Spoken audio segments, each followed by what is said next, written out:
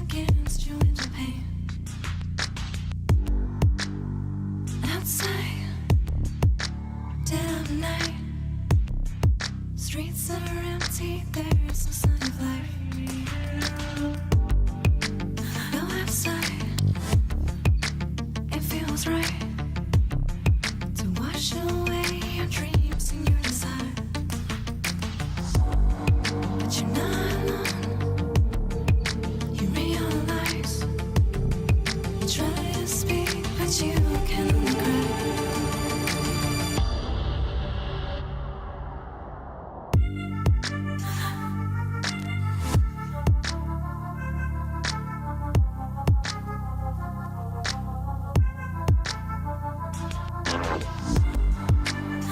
Wake up, sleepy eyes. Evaluate the house and other lives, but you can't recall the face at all of the lover from so long ago. Of the love you lost so long ago. The rain fell hard so long ago.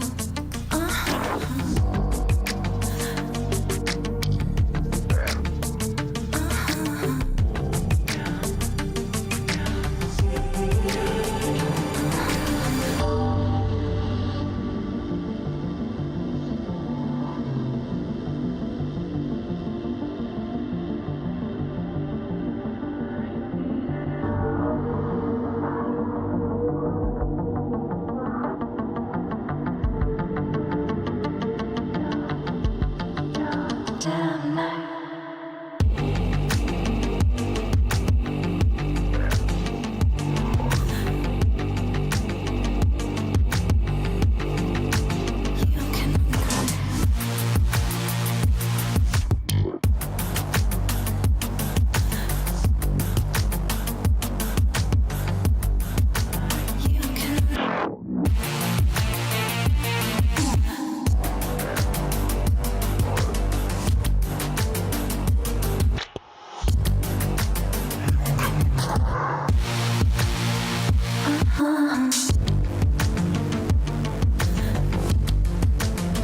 Damn night.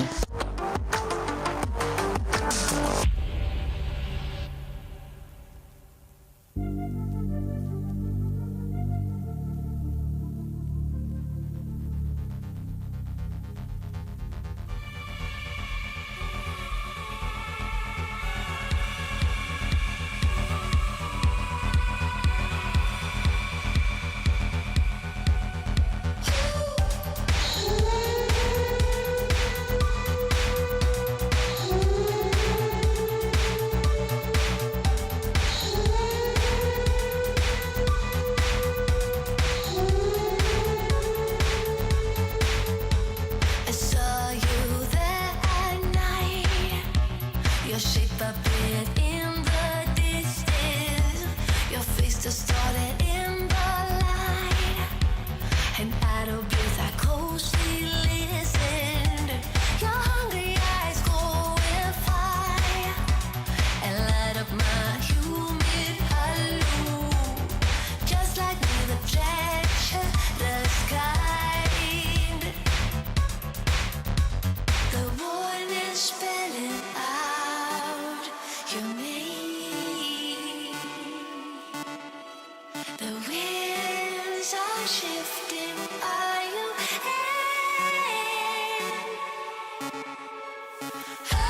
Oh, you make my water slow. Not love how to let go. I'm not human.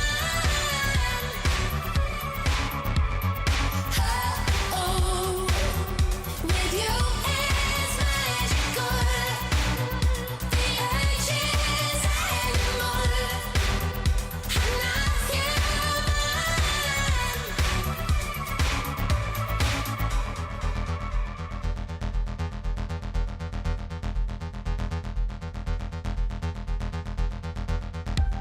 I felt you take a bite. Your calming voice silently whispered.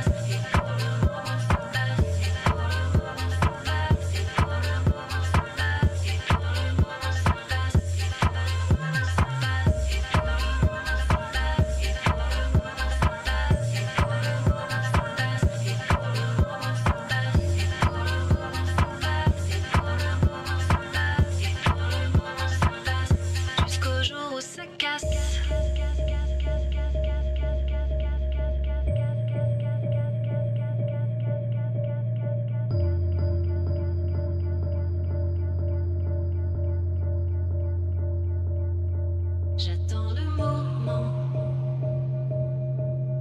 moment où ça casse.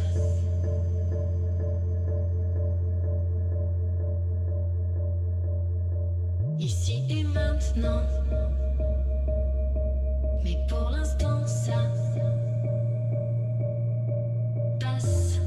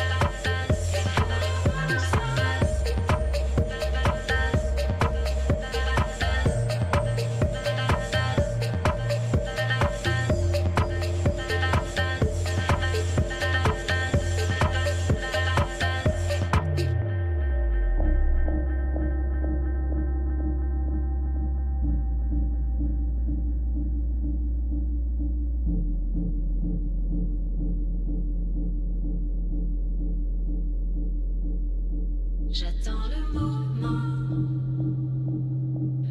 moment où ça casse.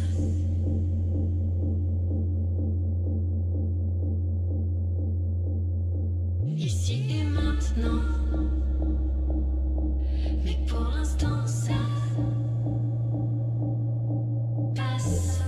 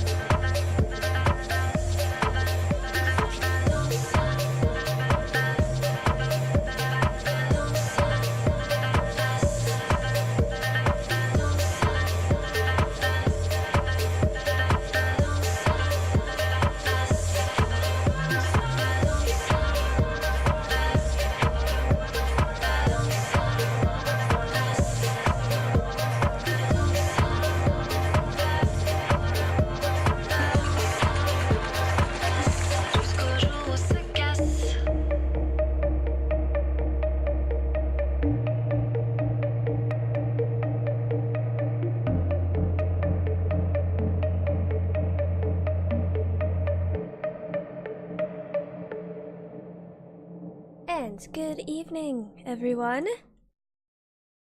How's everyone doing? Guys. What am I doing here? There we are. Everyone. The anti-Serb Wick flavor.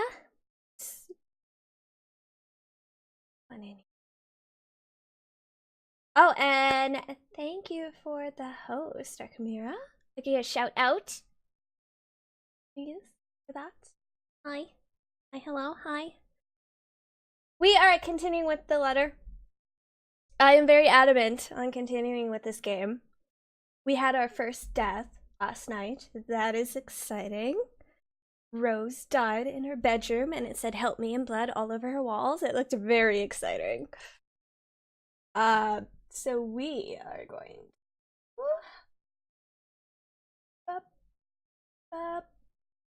continue that.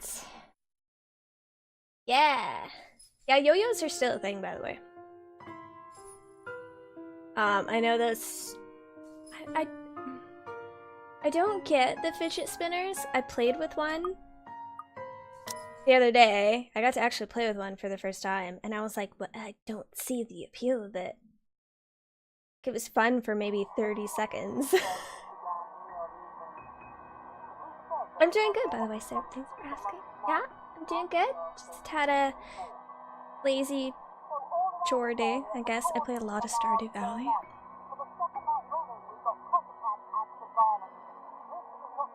Emotes are subs in here. Minecraft subserver has been redone. Is open. Ah, yes. Yes, we have put some more work into the Minecraft server. If you guys are subbed, you can join and have fun with us. My day, we just spin a pen on a pencil on the table. Yes, thank you for the shout out. Go give them a follow if you guys have it. My body wants to sleep still, to forget what I heard, what I saw last night. But it's there, nudging, prodding at me. Slowly I become aware of how awkward my position is, and the aches that accompany sleeping in a curled up position the night before. If I've even slept at all, the memories are impossible to forget now that Rose is gone. They say it's easier when you say it out loud. Instead, the words weigh heavier on me each time. She's gone. Gone because of me. Gone because of the one letter I was too curious to look at. Should have been more careful. Should have just kept my mouth shut. Should have destroyed it before anyone else had gotten involved. But you didn't. The notification light on my laptop blinks and sense mockingly when I look at it, as if it's calling me back to a sense of normalcy. We check it. To all BRC employees, in light of the recent events, there will be an all-staff emergency meeting from 1 p.m. to 2 p.m. Attendance is a must. Company changes. Oh, Auntie, thanks for the host. Company changes, new hiring policies will be discussed. Everyone is expected to bring a copy of their own attendance logs and sales reports for the last 6 months to be submitted or review. Blah, blah, blah, blah, blah. If this were one of those typical days, I'd happily comply and get myself to our office. Today my limbs just feel heavy. On one hand, going will keep me busy, take my mind elsewhere. On the other, the place in itself is a stark reminder of what my own fears have cost me. Maybe I'll just...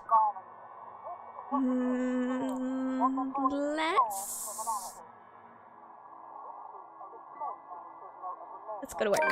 We gotta keep our job, man. How come now I ever get email scams in these games? Stupid emergent breaking. Moping won't get me anywhere. Just like one of those things, isn't it? You'll do with it with a smile, no matter how bad things get, and hope for the best. Although my whole body feels like lead and my limbs are sore, I push myself away from the chair and head for the shower. The letter I dropped on the floor last night flutters open as I pass by, unfolding for no one else but for me to see. Help me, help me, help me, help me, help me. Every word written on it glares at me. They sneer, they ridicule, like living things fully aware of what they've done. With a huff, I pick it up and shove it into my bag, perhaps with more anger and frustration than I'm used to showing. This, too, I'll deal with. Somehow I'll find a way and make things right. I have to. Well, no, what you do is you just give the letter to your friends that saw it and make sure that they show it to a bunch of strangers that they don't care about, and then the strangers can deal with it. Are those KFC-sized buckets and noodles? Yeah, they're fucking massive, hey? Oh my god, like compared to her, I didn't even realize that compared to her mug on her desk. They're fucking like jumbo size. Or it takes more people from me. Even if I must do it on my own. Papers rustling, telephones ringing, feet shuffling. Overall, today looks like a typical working day at Brower Realty Corporation. Except it isn't. The air is thick with tension and unspoken questions. No doubt everyone present has heard about it. If they missed tonight's report, they'll likely see it in the morning news, in the papers, or on various news sites on the internet. Everywhere is a bitter reminder. In fact, everyone's giving me a wide berth, as though the mere mention of Rose would be enough to trigger something in me. It's appreciated, but it only serves to create a bigger hole in the place Rose has left. After lunch, my boss calls for a meeting. I don't have to look up from my work to know what that's about. He's in a strange, pensive mood today, probably out of respect for a dead colleague. Oddly, I'd appreciate it more if he just shouted at me today. Anything is better. I'm sure you've all heard of what happened to Miss Cooper. She was a valued member of our team, and she will be missed.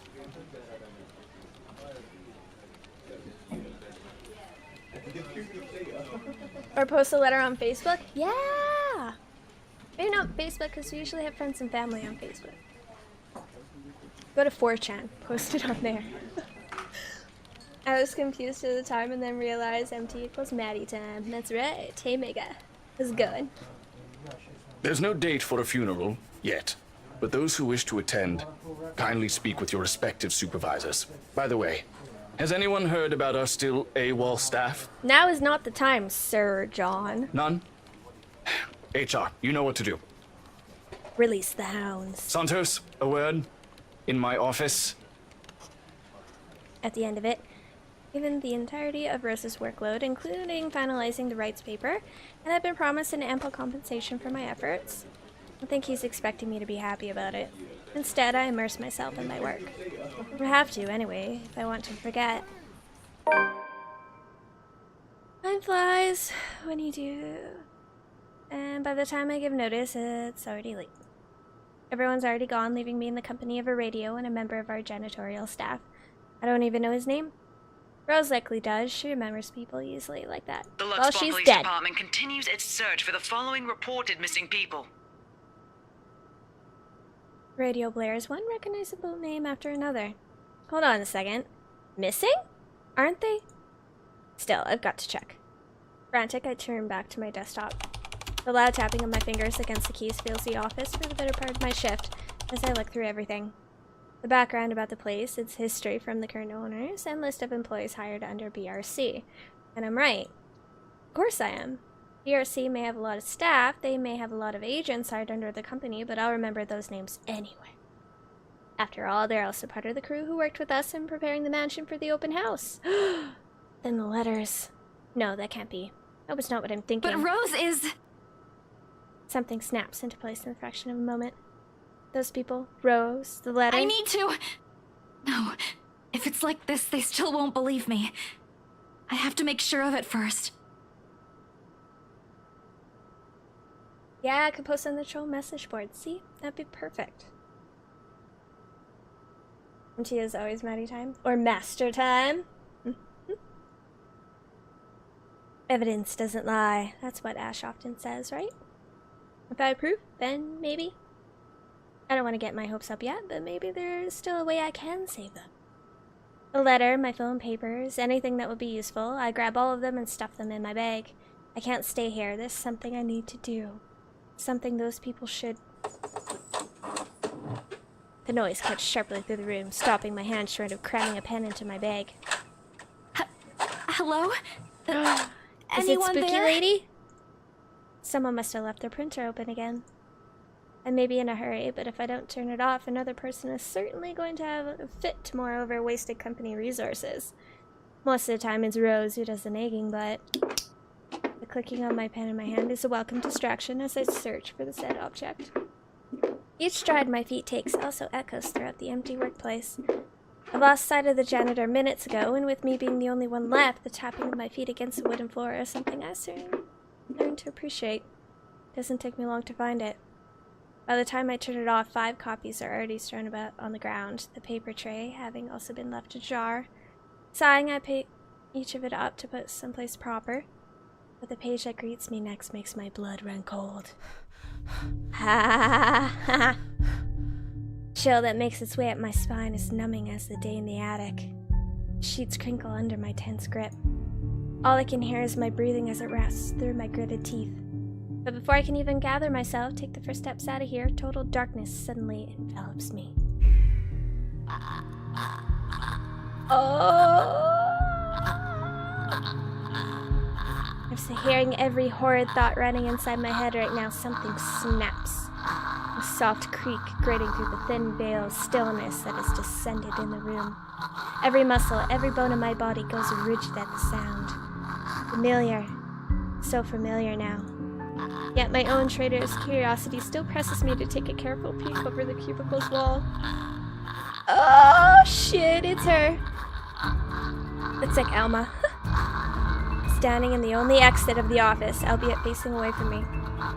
She doesn't even need to turn around for me to know it's the same misshapen face, tattered clothes, and unsightly gait. Same person in the attic. Take a step back and the pen I'm holding slips from my hand. Her entire head turns. Ah, fuck! A scream almost escapes my mouth and I duck under the table as quickly as I can. I'm pretty sure she saw you do that. My heart is pounding hard against my chest. I can hear the bone-chilling sounds of her walk, the weird clicking that follows her, a telltale squelch of something wet as she walks towards me. Nearer and nearer. The sounds are slowly getting louder, and the only thing keeping the whimper from escaping me is my hand as it covers my mouth. Someone please save me. Anyone! I close my eyes, muttering a continuous stream of prayers, all while attempting to steady my own breathing. Please, please, don't let her hear me. Woo!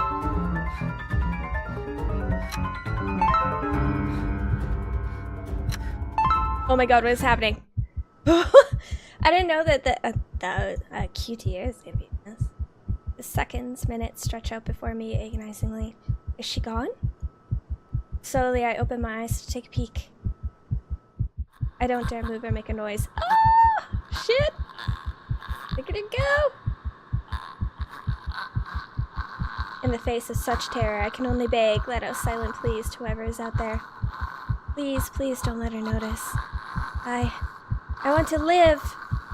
I want to live, damn it! Hannah. What? Are we gonna be playing Hannah now? Damn, look at that house. Fucking radical. I'd live there. Someone needs a throat lozenge.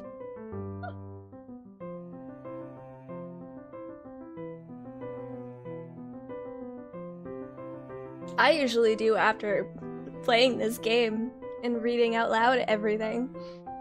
At least as voice actors. It's far too easy to get them to pay attention, unraptured. They hang on to my every word and follow my every move. All of it would have been stifling had I not grown used to such stares.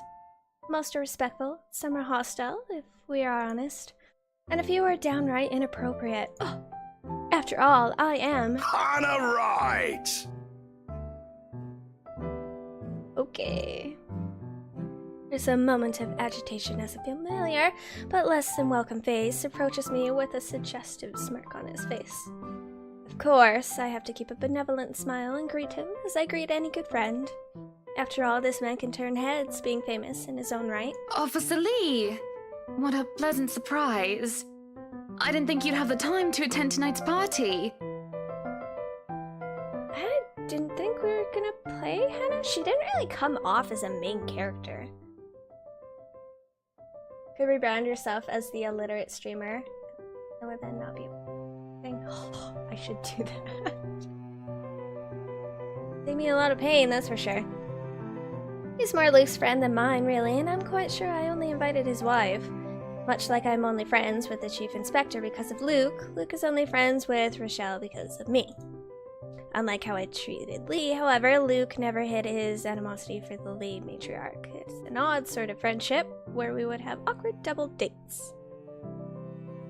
Don't even recall his first name. It started with an N, I think? I might be wrong. Aside from being Chief Inspector of Luxborn Police, his wife, Rochelle Lee Nevans, owns a General Electronics company. Fridges and freezers, mostly. Oh, I always have time for my favorite socialite couple. Might I say, you look positively ravishing tonight. Yeah, I know. I see the husband isn't with you. Oh. The way he eyes me up is enough to make my skin crawl. Yeah, no, fuck. I just wish Luke is here to fend off the more unseemly of our peers. You know the ones.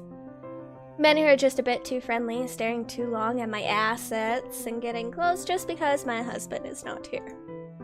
And to think that they have the gall to do this at my own party. How dare they?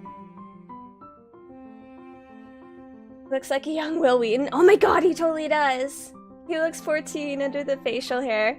And the voice definitely doesn't suit it. Yeah, oh my god. Leva, you nailed it. I was like, yeah, I'm like... Yeah, like... Under the facial hair? Oh my god, he totally does. But, like any high society woman with her assaults, I know how to handle it with grace and dignity. I suppose you are looking pleasant as well. Luke's busy with work, unfortunately. Rochelle isn't here. A shame. I do hope he isn't causing you much trouble. That husband of yours can be a bit daft sometimes, acting like he's still some young bachelor. The wife sends her regards and her apologies, but something came up with a doctor and she needed to attend to it. You know her, being pregnant and all. We make small talk. Rather, I'm forced to do so, as he would not leave my side after finding his place there. Much to my chagrin. I've been extricated from a few who fuck in hopes of flattering, for I can tolerate them far better than Lee. He's a nice enough person, and I adore his wife, who is obviously the brains behind the two.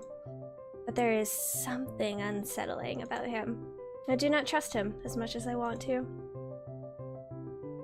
He regaled to me tales of the Luxborn Police Department, a different affair to the usual gossip I'm privy to, and though I loathe to admit, is interesting nonetheless.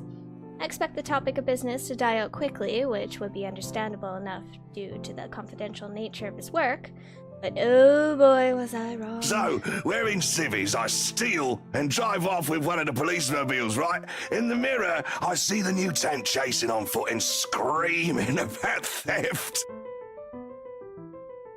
The look on his face was priceless when I parked it in the garage. Oh my. You made him chase you all the way home for a prank. What did Rochelle have to say about that? Rochelle has a strange love and hate affair with Lee. He is a married man who did not grow up past his early 20s, judging by the way he acts and the way he looks.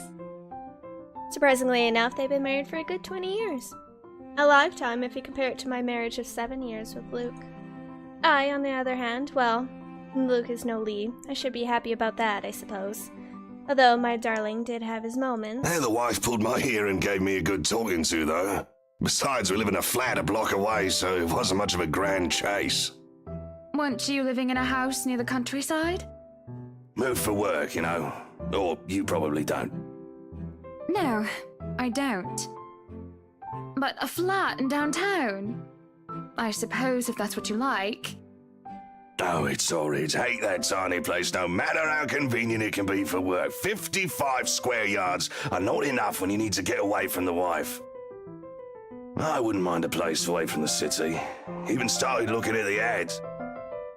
I spied an interesting lot, actually. Heard it was finally put up for sale. Or that something mansion, you know the one Dude, with that's all my the place. I bought ghost that. stories.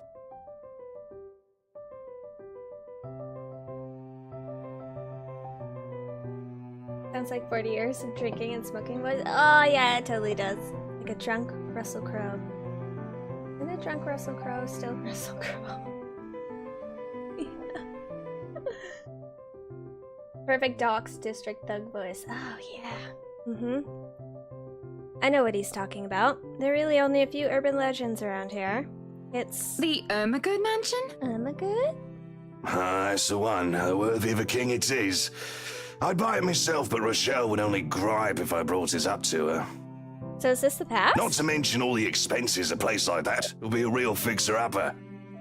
You also have to find someone willing to work there with how superstitious people can be. If it becomes a problem, just hire someone to do an exorcism. Actually, I do know of someone who could be up to the task. You remember the Ludgates party at their Christchurch summer residence? Of course. It was an excellent soiree. Everything was so classy, too.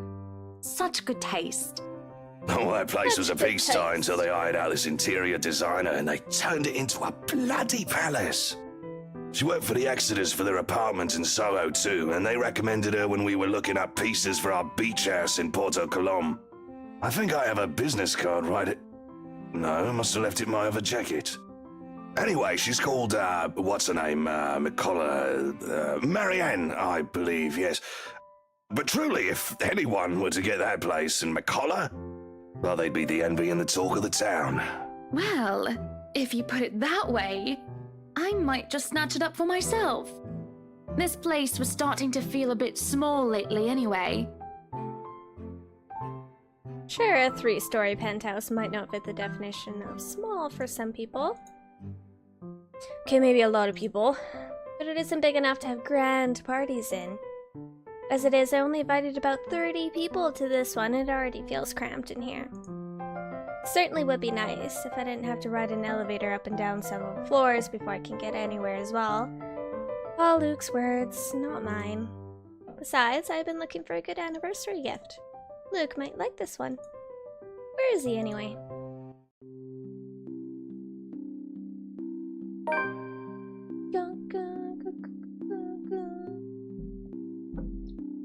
Is there anyone who enjoyed Death Note looking to become depressed and angered? Yeah, I heard everyone was pissed off about the new show. Yeah, a lot of people are not up. I didn't finish the anime, I just watched a bit of it. Wasn't really my thing.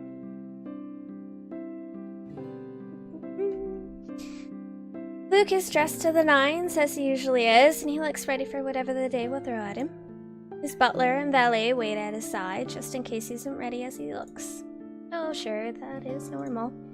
What is confusing me is the fact that he is on his way out of the penthouse, considering we won't have anywhere to go until much later. Where are you going?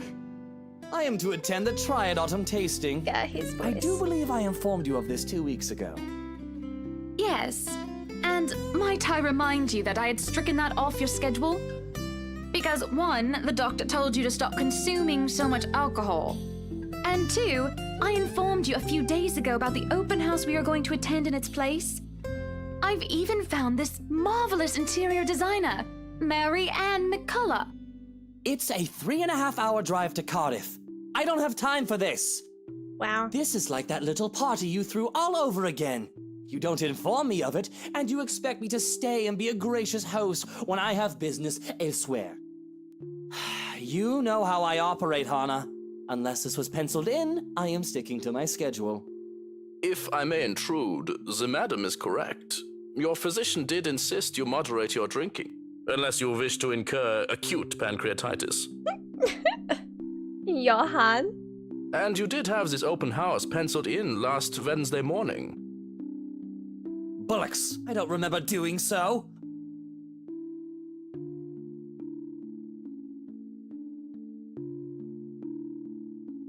Stopped watching when I saw the Seattle landscape. Oh, really? Was it bad? I actually just finished watching Gotham on Netflix and somewhat watching it again. Yeah, I'm watching it. It's good. There's so much wrong with it. Don't even know where to start. The animated series is damn good and should be watched. Yeah, I never finished it. I only watched a few episodes of it. Wasn't really my jam at the time. Well, Bollocks. you did. While very hungover, in fact. He did. Moaned about me being too loud, but gave in after some pushing. Perhaps that was a bit too cruel and manipulative of me, but... Whose side are you on? Come on, Luke. You promised we'd do whatever I want this weekend. Gordon Bennett, fine. I am giving this house tour of yours a chance. Oh, But thanks. if it proves to be a waste of time, I am going to Cardiff, and you are going to take a cab home. Wow. Are Fucking we dick. clear? Okay, asshole. Just a bit of a husband and wife tit for tat, isn't it? Alright, like, all couples have their arguments. Once the honeymoon phase is over, as they seem to call it, reality sets in that you and your partner might not always see eye to eye. Perhaps it has been the years. 7 of them is nothing to scoff at. I just cannot bloody believe I agreed to this. I was really looking forward to the triad tasting. Though sometimes I think it's something a bit more than just simple disagreements. I have to stop myself from wondering where we went wrong. There's always the Triad Christmas tasting in Manchester next month, and that'll only be an hour-and-a-half drive. Have I been neglectful? Have I offended? Have I acted shamefully? Yes, but Cardiff. Certainly, any problem can be discussed, as long as he doesn't turn me away. Well, there goes my good mood. Are you happy now, Hana? Yes. Why must he treat me this way? Fuck you, I'm defending myself. Yes, I am very happy, Luke. Because for once in a very long time, we are doing what I want. I'm ecstatic. Understood? And this would be perfect if you stop acting like a child who needs their nappy changed. Yeah. We will be leaving after lunch for the Ermengarde mansion. You are going to park your rear in the car and keep mum. And you are going to behave during the tour. Needless to say, Luke looks a bit shocked at my little outburst. He opened and closed his mouth a few times, struggling to reply, before he crosses his arms to look like, well, a moping Any child. more rules for this little excursion of yours, Your Highness? Yeah, go fuck yourself. No wine. No wine. That would be my reaction. Unacceptable! I am already not allowed to the tasting, and you would deprive me of that simple pleasure? If I see you take one sip today, I will put the stocks under lock and key. Do you understand me?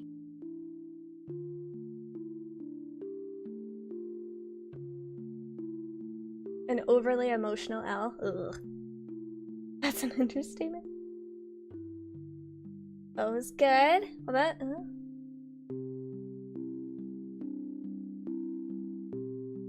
He's supposed to be 100% neutral, but they made him the main villain. What? Really?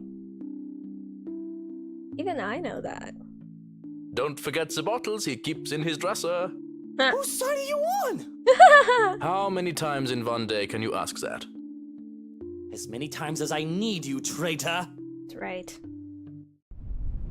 Ride to the mansion is quiet, with Luke having stared out the window the entire way, not paying attention to anything around him.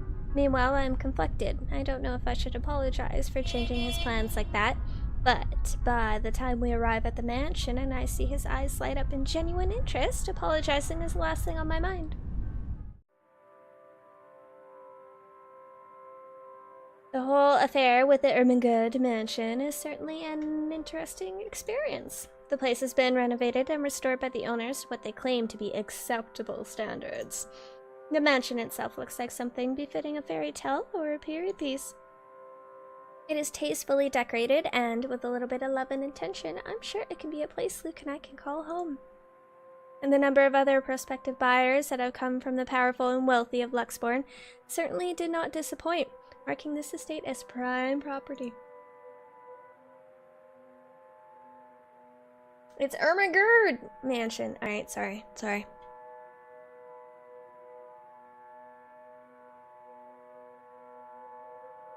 The Lees are amongst the group who went with the Rose woman, and I saw a few other notable faces, though I did not really feel like mingling. Fortunately for every one of them, the Whites are interested in buying. What's been bugging my mind, however, is that Isabel. What's her problem? Still don't quite understand what's happening. One moment she's scrambling to give us paperwork to finalize the sale, then she's panicking over some sort of prank letter or another. Second thing on my mind is how touchy my darling husband is being towards the poor dear. Cannot even plaster a smile on my face, a horrid scowl taking its place. There's no way I can pretend nothing is wrong as I hum. And I'm sure little Lily here would certainly appreciate it if you remove your pretty hands from her. darling. He was quick enough to detract his hand, which is all the girl needs to, well, for lack of a better word, escape. I think I need to step out for a while. I'll be back. Her partner follows, shouting after her without hesitation. There's an awkward air among us as we are left in the wake of whatever that was. The others murmur and gossip with each other, speaking of the poor, daft girl and telling the tale to whoever is no audience to the act in the first place. Doesn't take too long for the woman, Rose, to return and pull us aside into the study for what I rightfully assume is damage control. Ooh, in the study. Rose invites Marianne in too, hoping to apologize to her as well. But the woman refuses, saying it's not one of her clients anyway. That leaves myself, Rose, and Luke, the last, all too eager to make himself comfortable in the study he's no doubt already claimed as his own. I can't apologize enough about what just happened. Please forgive Isabella. Heard weird noises. Ghosts. What is it?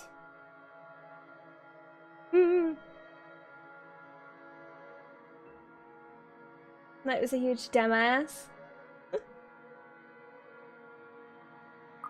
Can't apologize enough for what just happened. Okay. She's been under a lot of pressure lately. She's young and all those rumors about this being haunted just got to her head. And it must be this terrible heat too. Not a drop of rain for days now. Her hands look small. Roses. Oh, it's fine. They look The awkward. poor girl must feel so embarrassed about what she just did.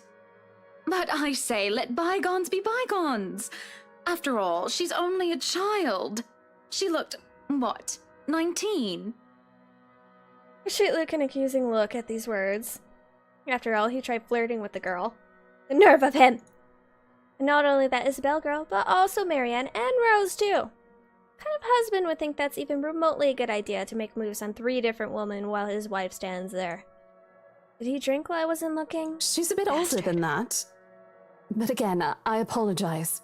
And if there's any way I can make up for what just happened, just... And in the animation, the only reason L caught on something being amiss is because if you read name in the death note, the default cause of death is a heart attack. It was 100% not incorporated into the... Oh, Nerflix? The big bee crawling around, probably. Probably! It's been 2 in my place so far. I don't know where they're coming from. Nerf and stuff.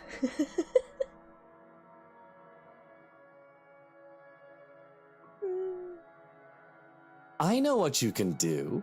Be a darling flower and get us one of those bottles you plan to serve. Hey! Pop it open. You're not allowed to drink, mister. We were planning on serving some champagne. I can get that. That would be lovely. Much obliged. Do you want a glass as well, Ms. Wright? I want a whole bottle. Oh no, I'm fine. I really shouldn't be drinking right now. And Luke shouldn't be either. But right now I'm just too tired for any sort of argument. I don't have the heart to scold him in public as well. I'm certainly not his mother. I just want to get this horrid date done with, go home and sleep. Perhaps I'll even have a strong cuppa before I head off to bed. Yes, that sounds nice. When Rose comes back with the champagne, I beckon her over. As I've told her partner before, I have every intent on acquiring this house. Might as well, even if I'm having second thoughts about getting it for Luke. The moment we, the Wrights, have expressed interest in this place, we've had eyes set on us.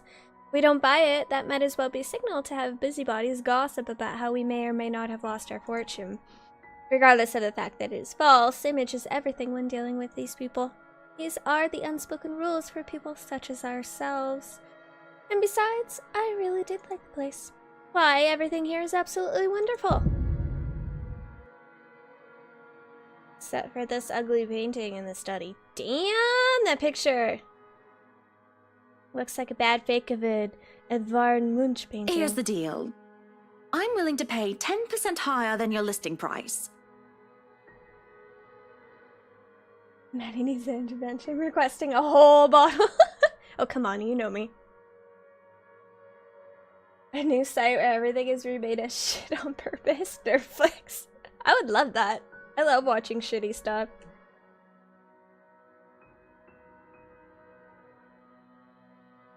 480p only if you pay extra. Do it, you guys. I will back this project. If anyone tries to outbid us, just add another 5%. I doubt anyone can, of course. Or, you know what? Just add 15% to the listing price, and we can sign all the paperwork now. I guess, if that's what you want. That won't be any trouble. I don't have all the papers now. Didn't think this would be a quick sell. I'll have copies sent to you so you can look over them. And if you'd still like to finish the rest of the tour with Isabella's group, you're more than welcome to. No, I think we're good here. We'd appreciate a private tour of the place a lot more, I think. All right. Should I let Marianne in, then? Marianne? Alright. She's been waiting outside the study this whole time, hasn't she? Why do they spell it 2 different ways? It's confusing. Need to have a little chat with her to move this little mansion project forward. Please do. It's a look of apprehension when the other woman enters the study. Yet, like a professional, I see the movement when she steels herself and masks her worry. Admirable. We have this project, then? Of course. Will you be needing anything from us? Having the floor plans would be a great start, just so that I can look at them beforehand. And if you could tell me when you're available for a meeting so that I can include it in my calendar? Oh, is a meeting really all that necessary, Marianne? I guess we can send Johans to help you out. You two can start by getting rid of this ugly painting. A hush falls upon the room at my request. What painting? Oh! Magic. We can claim retro. Yes! And a promise of 50% uptime. Get movies in shit quality like Canada.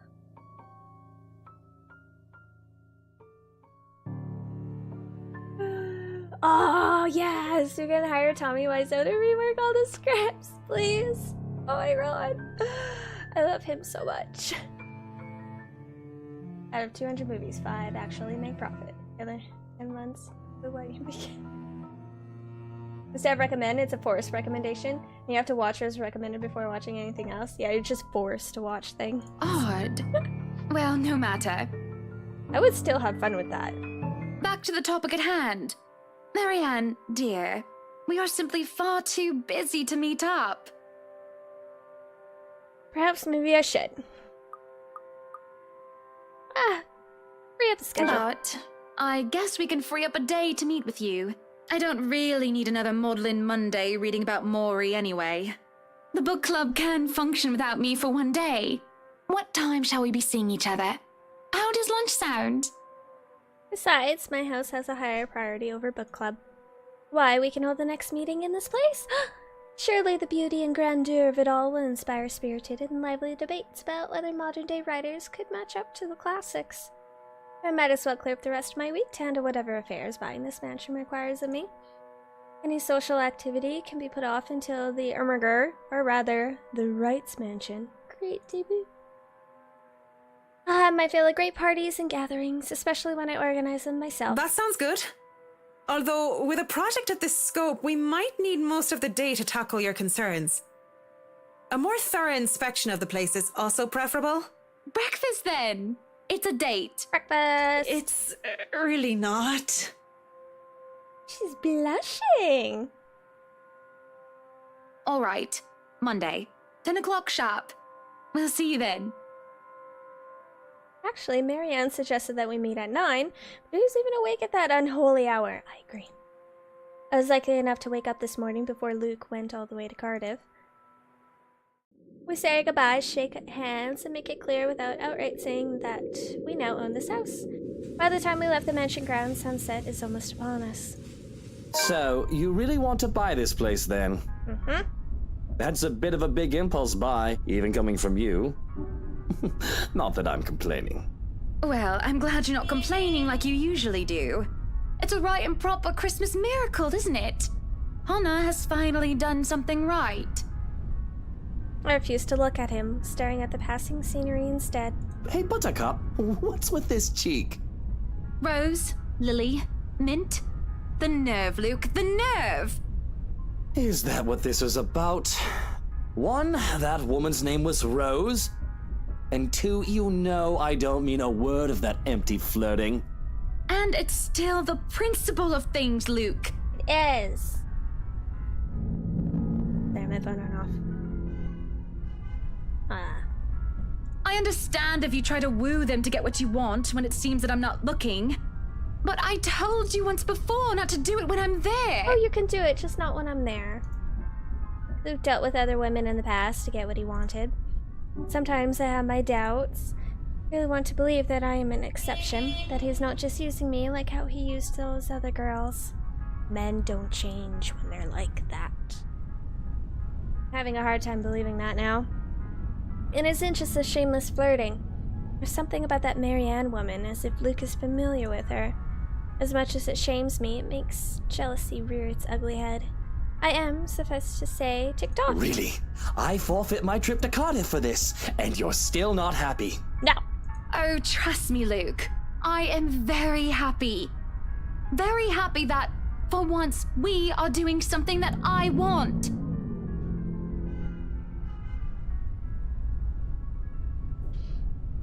Need tons of ads. Yep, yeah, Shitty trailers. Yep. You'll pay to see more ads. Our profit would come from masochists and suckers. This would be a chain wreck. Could have 90-minute ad with a 10-minute movie segmented in between. Experience what it was like when the internet first became public. You guys are evil. Can you not see the smile on my face? I can see it's so shiny. It's only when I let loose those words that the truth hits me like a slap on the face. And by the looks of it, it seems to have the same effect on my dear, darling husband. It's always been Luke wants to do this, Luke wants to do that, hasn't it? I don't even remember the last trip we went to which was my own choosing, without needing to get the man's approval. On the other hand, I was pulled along to every single expedition he wished to tackle, and I never objected. The rest of the ride home is spent ignoring each other, pretending the other didn't exist. How traumatic. Arriving at our penthouse, my first order of business is to get into bed. Forget a hot bath and forget the tea. I just want to bury myself in blankets and forget everything in my slumber. Seems that Luke has the same idea in mind as he tags along behind me. But this is something I will not allow the moment I pass through the door. Out. Oh. What the bloody hell, woman? This is my bedroom too! Luke stands, flabbergasted, as I deny him entry into our chambers. Yeah, fuck you. His pails lie on the cold tile floors, away from the warmth of our soft down bed, and my gaze promises him the same fate as he does not budge on the matter. Don't even try to argue, because I am very cross with you, Luke Wright. You can take the second bedroom or the guest room if you wish, but I do not want to see you at all for the rest of the night. Johans! Shit. Our butler wanders over, a curious expression on his face. He doesn't quite hurry, moving at a relaxed pace, no matter how angry his master sounded. No, you are not allowed to sleep in my room, sir. That's not what I mean! Help me talk some sense into her! There is no sense in questioning her right to be angry, sir. So, if I might be excused, I'll go prepare the second bedroom for you. I have to keep a straight face as he stomps away in defeat. Mutiny! This is mutiny! Fucker. The system is being upturned, and the people are rioting, and everything is left asunder. It isn't every day that Luke is rendered speechless by someone he considers inferior, or to yield to another authority without an ulterior motive. His pride just won't allow it. I do keep telling the man to treat his people better. He may throw whatever fit he wants, but he will not be getting his way tonight. Nope. We are playing as the N-bomb couple. Yes. Oh my god, I can't believe that happened. This must be Nerflix. Victorious, I celebrate by jumping face first onto our bed. Undignified, yes, but nobody's here to judge me anyway. Right? Nobody is here to tell me what to do. Yet, as I succumb to sleep, I can hear them whisper to me. What? I can hear them whispering. Calling for me. They want me, need me. They drown me, pull me down, and suffocate me in their embrace until I sink to the bottom. A deep abyss awaits, inviting yet foreboding. They're calling to me from in there, aren't they? And I do want to help, I do. But when I try to reach out, something pulls me back, like a hook sinking into my stomach. Ugh! That made me jump a little bit. And I break through the surface with a gasp. Alone in bed and without Luke to hog the covers, I'm swathed in cloth and stuck into a sweat. Takes me a while to untangle myself and kick them all off. Both the bed and I are a right mess, and by the end of it all, but I'm more than eager to just get up and go out for some fresh air. Did. She lived. The dream. Oh yeah, I hear voices coming from a dark hole. The first thing I'm totally doing is putting my face right by it. Yeah. If anything, sometimes you gotta reach into it too, you know? Wednesday. The days past had gone by a blur. We hadn't talked much, Luke and I, outside of necessity. In fact, we hardly talked beyond the topic of acquisitions of properties. Properties being the mansion, obviously. Everything has been so busy that I haven't talked to anyone outside of business, and it's just so stressing. So one can understand my need for a good chat, preferably over a good meal. There are times when any decent, emotionally healthy, and socially capable person need a good friend. One who will talk to them without the conversation degrading or turning into an argument, or bearing a note of... Duh! Chungy! Okay, that got me. Whoops. I should save, actually. Chungy! Our 3-month anniversary. Wow. Thanks. Thank you for the scare too. That was good. Our barn, a nearby friend. I have an interior designer under a confidentiality agreement to listen to me. Up, higher, come on now! The place is bustling with movers carrying furnishings here and there, along with several trunks of personal belongings taken from our penthouse. I didn't even know it was gonna do that. Yeah, I have jump scares enabled. So donations, subs, and bits over 100. I do that scare. I didn't hope that it was right after that jump scare too.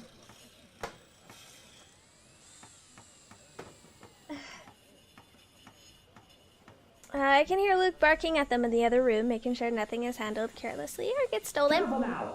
Careful now! I know your pictures are framed by cheap plastic, but those are framed by African blackwood and are one-of-a-kind commissioned paintings. Each one is easily worth a lifetime of what you not make.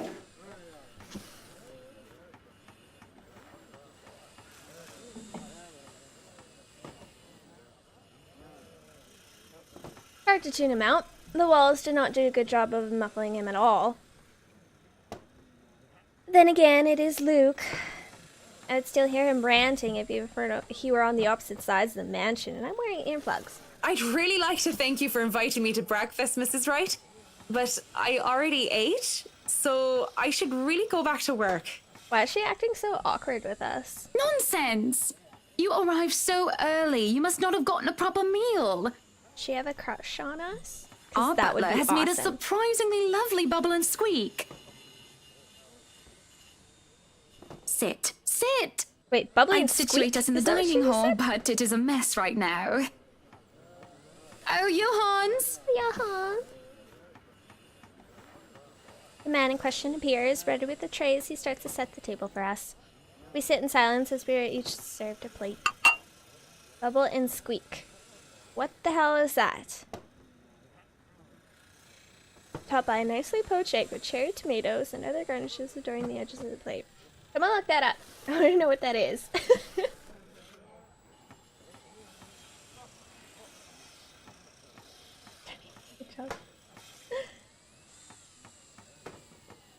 Oh, you're gonna get him to sign up for Nerflix? Yeah, you guys did create the best business model. Mimosa?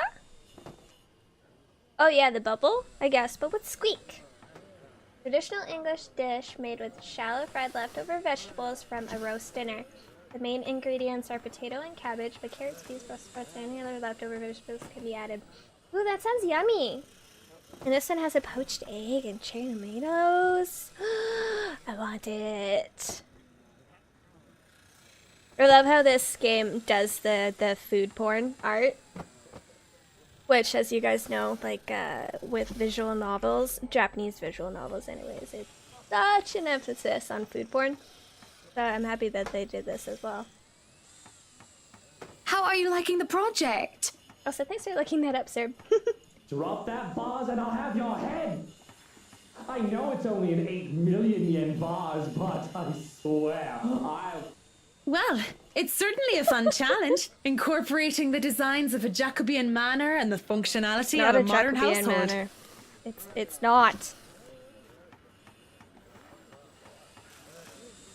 The retro experience. I have ideas I would like to suggest, by the way, about what to use the second bedroom for. I have been informed of your goddaughter and thought a kid-friendly room might be in order. You read my mind. I was actually going to bring that up. Oh, that would just be so lovely, Marianne. That way, Kylie can bring her friends over as well. And a good friend of mine, Rochelle, is expecting a baby. So, why don't we think about putting a crib in there too? I can just imagine little ones running around, filling this place with the pitter-patter of their feet. We'd have to make sure they don't trip and fall on the stairs, though. We won't be able to finish everything up until after the party. But we'll have it ready by then, so that all we need to do is to move in the furnishings. Yes, that's plenty fine. It's not like we're in a hurry to have it. And we wouldn't want the workers to disturb the guests or the other way around, do we? Just make sure it's presentable. You know, in case a guest snoops about. Of course. As for the kitchen you wanted, I've already negotiated for the high-end stoves and the hot and cold drawers, so on and so forth. I've got a friend who was able to customize them so that they'll look like the counters we'll be replacing and fit the rest of the interior. They'll be bringing them in today. Why can't you people do anything right? Don't drag it, you'll scratch the wood! Excellent. But no, really, how have you liked it so far? Oh, it has been wonderful, believe me. Everything is going smoothly too. It has been a long time since I've worked on something on this grand a scale. Nowadays, everyone is about condos and flats, living in the city where every room is an identical box. Believe me, this is very refreshing. We lived in a condo before this, Marianne. I didn't mean any insult. It's fine, sweetie. Look at you, all frazzled. I was just pulling your leg. Blushing again. Luke wanted that penthouse when we got married, and you can thank him for purchasing this place as well. She looks confused. Of course, she has every right to be. She, no doubt, overheard me push that estate agent into the sale, making quite the aggressive offer. She saw me sign the papers for the mansion as well. I just had to stop. Don't be fooled. I'm just the treasury. I wouldn't be able to make a purchase this grand without his seal of approval. I see. That's it. That's all you have to say. Yes, it wouldn't be appropriate to comment further. It is unprofessional. Unprofessional? Can't help but let out a deep sigh as I stick a fork into the dish. Didn't want professional. I want someone who either agree with me, even if it's just for the sake of agreeing, or someone who try to talk some sense into me. Neutral responses are so boring. There's no discourse in the middle ground. The food is good. Best bubble and squeak. Of course it is. Our kitchen staff only uses the freshest hand-picked ingredients. Only the best for the Wrights. Mr. Wright is not joining us? No, he is far too busy bossing people around. He even refused to join me for breakfast earlier. Hence, this. I see. ... My apologies. I really don't know what sort of response you expect to get from me. Not just retro ones you've yet to experience, but always wanted to, even if you didn't want to. Sign me up, I don't get it. A new way to troll Maddie, show her some architecture and call it what it's not. Oh yeah, you could really push my buttons with that. Watch movies you never heard of, experience them in retro fashion, just like the days when the internet was new. 5-hour buffering times. I remember that. I remember when I could first start downloading shows, and like I would like start the download before I went to school, and when I got back from school it would be done. I'm tired of my videos loading so quickly. Exactly. I think there's a market for this. There's a clatter of silverwares. I slam my hands on the table. It is frustrating. I am frustrated. At Luke, mostly. But Marianne's neutral, professional answers are certainly irksome as well. You're a human with feelings and opinions, aren't you? No, she's not. She's a robot. An Don't android. give me this bollocks about being professional when we're having a nice, friendly chat over a nice and friendly breakfast. I can only talk about interior designs for so long, and I detest one-sided conversations, Marianne. But I really don't know what to say, Mrs. Wright. We were talking of no topic in particular, and... Luke. We were talking about Luke. About him not eating breakfast with you? About him treating me as if I were some treasury. I didn't realize that I shouted that out loud until it's too late. It's a stunned silence that settled before I slumped back into my seat. Hiding my face behind my hands, I can feel my shoulders shake. Breathe, I told myself, calm down. It's just so hard. Honestly, sometimes I feel like he doesn't love me anymore. Oh, have I been so blind? Did he ever love me at all? Was our marriage all for the sake of saving his company and his wealth? Really distracted by that, her nice assets. Oh, hey, Allie, how's it going? Hi. Haven't seen you in here in a while. For $200 plus $29.99 shipping, we'll mail you a 56K modem that does nothing for your movie watching experience, but you'll even get more immersed in the retro experience with the classic dial-up connection sounds. Yes! Oh, I will never forget. Never forget. Because? Because? Did I say that out loud again? No, this is bad. Unacceptable. It's been rumored before the real reason for our engagement, but if anyone were to know of this, marriages of necessity to carry on political and financial power used to be a common thing, but the Evans-Wright union is a perfectly happily ever after. Was supposed to be. It is true that we first met each other in order to discuss dealings to make the then failing Wright Enterprise a subsidiary for Evans Incorporated, but I do remember being in love with him, and there were times when he said he loved me back, even if I'm not sure of what the truth is now. Either way, I don't want the Wright name or the Evans name dragged through the mud because of a slip-up. And if Marianne so much as talks of this, threaten her? I'm not gonna threaten her. As for his Marianne is a good sort, isn't she? So far, she's been reasonable and accommodating, even towards Luke's ridiculous requests. Patient and professional, did it only extend to business? Or would she be able to understand that things like this are not as simple, not as clean as they are painted to be? Certainly, I can talk to her, ask for her. I won't speak a word, Mrs. Wright. Good girl. Good girl. 90s internet, the golden age. Going okay? How are you? I'm good. I'm good. You know, just hanging out, playing some games, reading a lot. Not only am I contractually obliged to, it would also go against my principles. This is no one else's business but your own, and it should be kept between the two of you.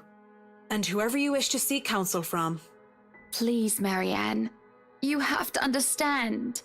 These sort of affairs, if anyone were to know this, they could just twist it and we'll be ruined. All I ask for is your silence on the matter. If I am to be frank, Mrs. Wright, this isn't new for me. You aren't the first, and you certainly won't be the last to have complicated dealings. Unless what you're doing is illegal, I turn a blind eye. Can I trust her? If I wasn't in the same boat, I'd be trying to pry those secrets and gossip with you about them by now. Well, I'm keeping that information confidential as well. It's not like I have any other choice, do I? Thank you. We continue to eat our meal in peace, finishing the last of the food and drink. When the door to the parlor opened, Marianne and I are just sitting in Madam, silence. the photographer from Luxury Living is here. Give him nothing but a small nod. This was a wonderful meal, Marianne. You're free to return to your duties. I must excuse myself. It was my pleasure. And thank you for the food as well. Making my way downstairs, I look back and see Marianne gave me a nod and a small smile.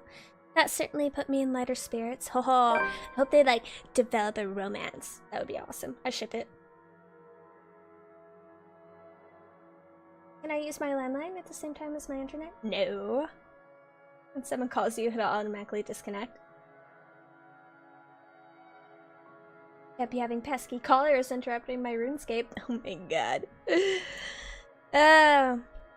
That is today. Ah, yes. People had caught wind of our new mansion the very moment we left the open house. Luca boasted he could acquire the property in no time and allowed a photo shoot for an interior design magazine to be scheduled today. Well, there were complications, and it took longer than it usually does for us.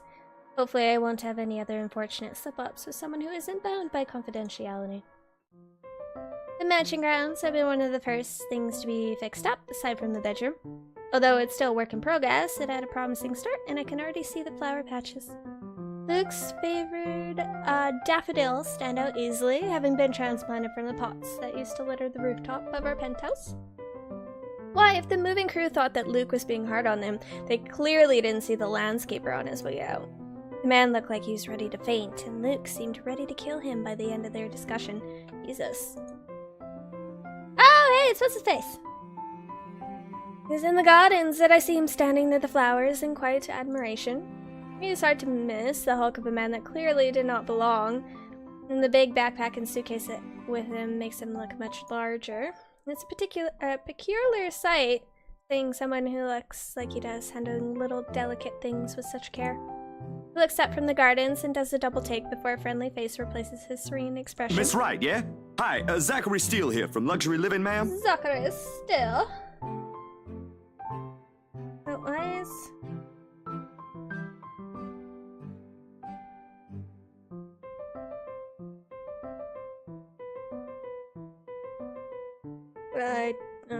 okay. Hope you weren't waiting too long. But it looks like you're still moving in, huh? Thought for a second there my calendar was wrong and I came here too early. You look familiar. Have we met? I have a very wide social circle, so everyone looks familiar at one point or another. But one would think I'd remember someone who stands out like him. Struggle to recall must have been evident on my face as he quickly and kindly answers my question. Oh, I was with Isabella, your estate agent, when she had the house blessed. And you called him the N-word? Well, your husband called him the N-word. Oh, yes, that's right. Flat out. Just shot it out there. Small world, isn't it? Should have known you were Miss Wright. The one and only. Welcome, welcome to Maison de Wright. And yes, we've been in the process of moving in as we were delayed, but it won't be a problem. They're just adding a few things here and there, and you should still be able to do your work. Where's the rest of your crew then, Mr. Steele? Zach is fine, please. Mr. Steele makes me feel like I'm a mascot for a cleaning product. Anyway, I'll be your one-man crew for today. Don't worry, been doing this gig for a while now. You must be quite the veteran to handle this on your own. We've had a full crew coming into our penthouse the last time we were covered in your magazine. Veteran? Oh, your words are too kind, Miss Wright. Hannah! If I get to call you Zach, you have my permission to call me Hannah. Alrighty then. Alright. He's dead. Now he's another main character. Anyway, I'm no veteran. I mean, I don't my know. camera well I'm enough sure to the make main sure this is a good shoot. die. You can trust me on that, Miss Wright. Miss Rat. Hannah.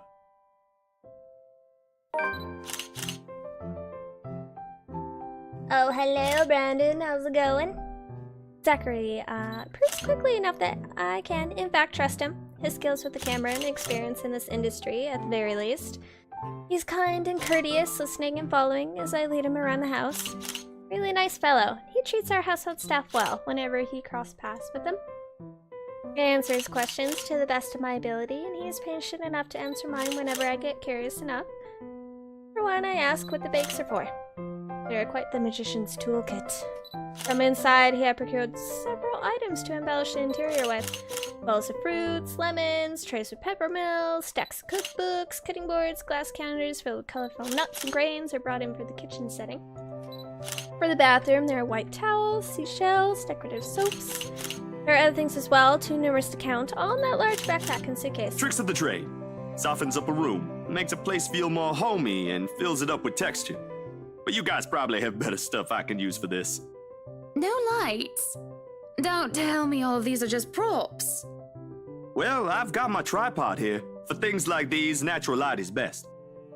I'll just have to set the shutter speed to a real slow setting, and as long as nobody steps into the shot, it'll look great. Oh, it better. It better, damn it. We go through the rooms one at a time, although we first tackle the ones that the movers have no business in anymore. Whoa! That's pretty. Ballroom needs a little preparation with its grand design, though there's some trouble at first with wide open space and the pictures being backlit. It's in the kitchen that Zachary's props come in handy. Considering how Johans kept the place so neat and sterile, one can practically eat off the floor. Ooh, look at the bedroom! Oh, I wish. We carry on, touring the house and taking pictures where we can, with exception to the rooms which have yet to gain any purpose or design. Too bad I can't take a sneak peek at his photos yet. Funnily enough, he is using a traditional camera. I didn't even know film still existed. With the way he speaks, however, I can see that he knows enough about his craft that I'm not too worried about botched photographs. I imagine photography must be cathartic for him, judging by how at ease he looks while taking pictures. There's small snippets of conversation in between the clicking of the camera. He even goes as far as to talk about these terminologies like shutter speeds and aperture when I ask about the technical aspects. I can't see the picture as it's made, much like when I watch artists paint on their canvas. But just watching someone passionately practicing their craft such as this is exciting in its own way. Going through the many rooms has been quite the exercise for both of us. Ooh!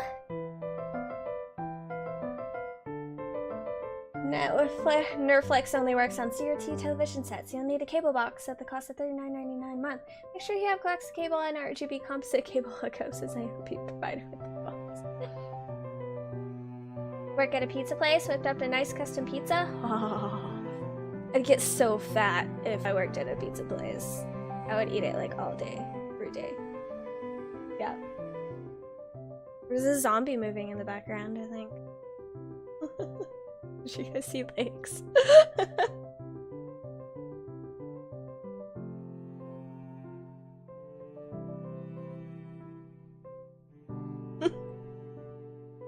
Okay.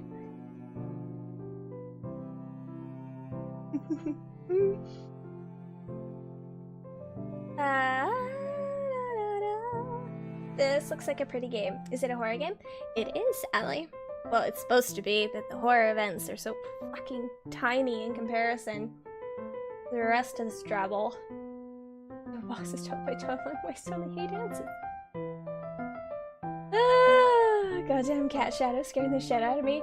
That wasn't a cat shadow, that was someone walking into my place and then walking out when they realized I was streaming. I'm expecting a text message shortly. Despite that, he's been so nice, I find myself putting on my best smile. But is it we're taking pictures in for that everything comes to a standstill for a moment? Just a moment. And I have not been paying attention, I wouldn't even have noticed.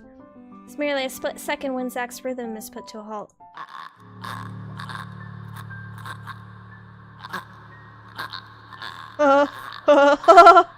What? His finger doesn't move to release the shutter.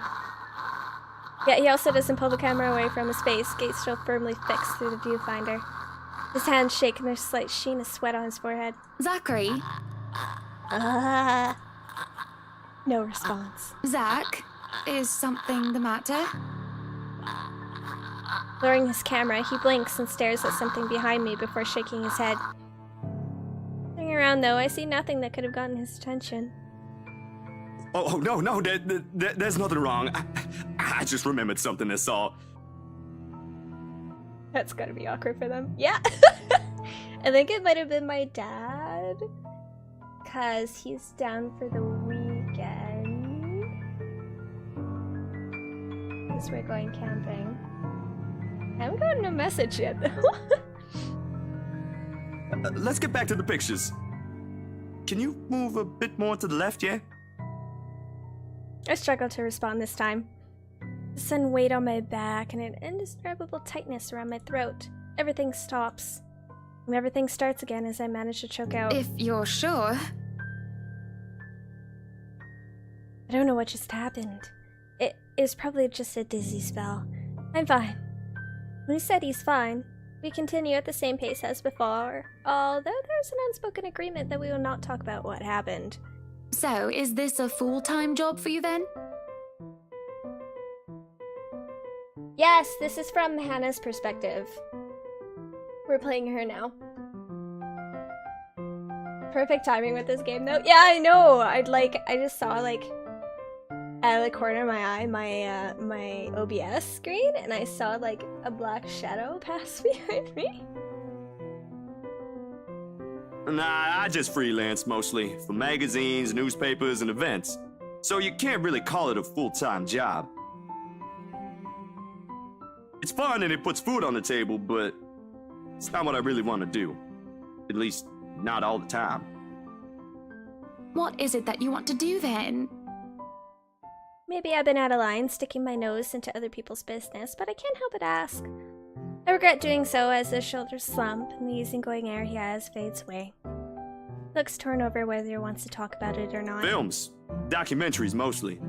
But cinematography is a lot more difficult than photography, right? I was working on this thing, actually. What thing? Well, it wasn't really a big thing. People didn't like Blue Fonzie very much. Blue Fonzie. People don't like a film about colors. I suppose they would have liked Blue Bibby a lot more. Very funny. Yeah. So the dude is back to chill after seeing what he saw. Oh yeah, people brush that kind of stuff off all the time. So, Grand Director, do you want to tell me what Blue Fonzie is all about? He hesitates. But when I refuse to budge on the matter, he gives in and spills it out. I cannot pronounce French words very well. Dark blue, the darkest hours of the Black British. He speaks with passion of one who has gone through the very matter he's concerned with. There's conviction, knowledge, and experience in his speech. Why, I would have told him that he's an amazing speaker if I wasn't so engrossed listening. Prejudice and discrimination in schools and in the workplace. Oh yeah, and how your husband called him an N-word. Do we want to talk about that too? Yeah, no. Lesser chances for opportunity and higher chances of being treated like a criminal. He spoke of blacks and people of color in general, still being treated like second-class citizens, all because of the color of their skin. It was all just positively riveting and sad. Comes to a point wherein he soon loses steam. He looks a bit abashed, realizing what he just done. Sorry, I just got so carried away and...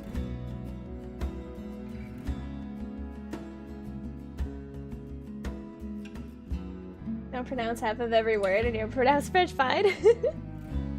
Sounded like you nailed the pronunciation. Oh, good. I'm glad. It's fine. And I'm Canadian, too. It is really so I should know fascinating French. to watch people talk about their passion, after all. You should see how your eyes light up when you speak so fiercely. You do have very beautiful eyes. Wow, Hannah. Hannah. Uh-huh. Put your trouser Thanks, snake back I guess. where it belongs, girl. I want to say that I understand where he's coming from, but I really don't, do I? I was born with a silver spoon in my mouth, and I lived a charmed life. It hasn't been perfect, but the difficulties I've been through pales in comparison to what others experience on a daily basis. I certainly don't know how I would have fared were it any different. Would I still have met Luke, and would he still have loved me if I was any lesser? See, this is about the time I start bumbling.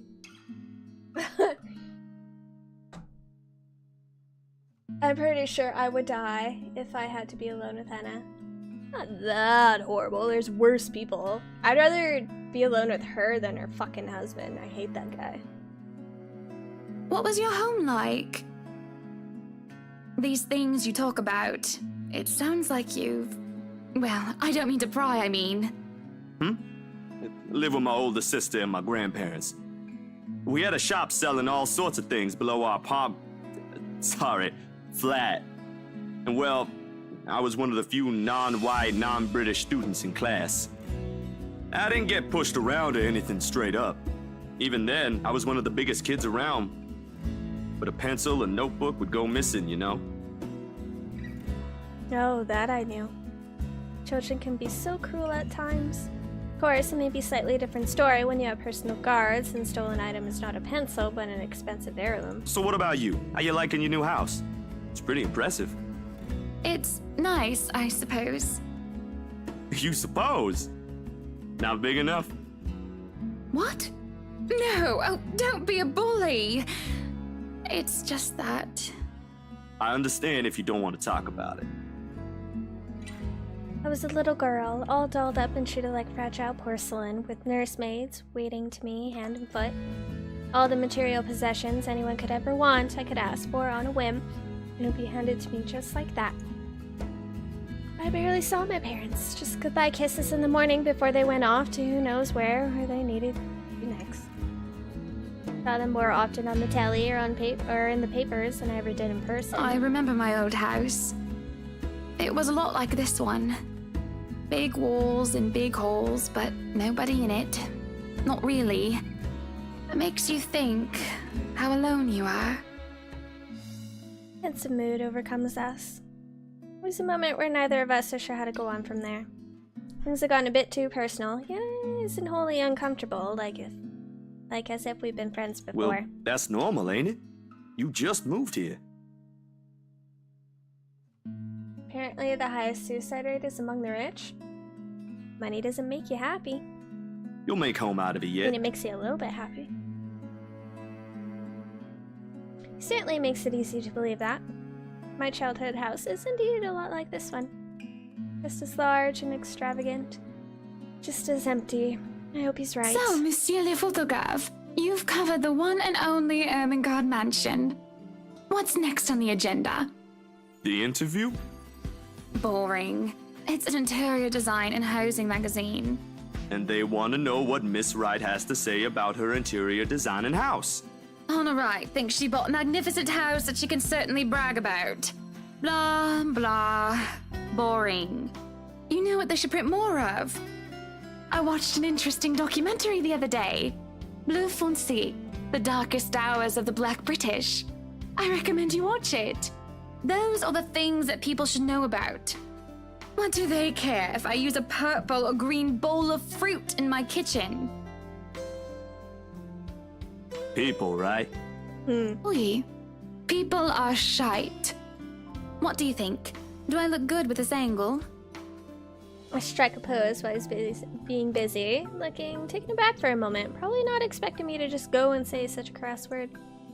Then he recovers quickly, and after snapping a few shots, he grins. Yeah, vous êtes belle. You want copies of these ones?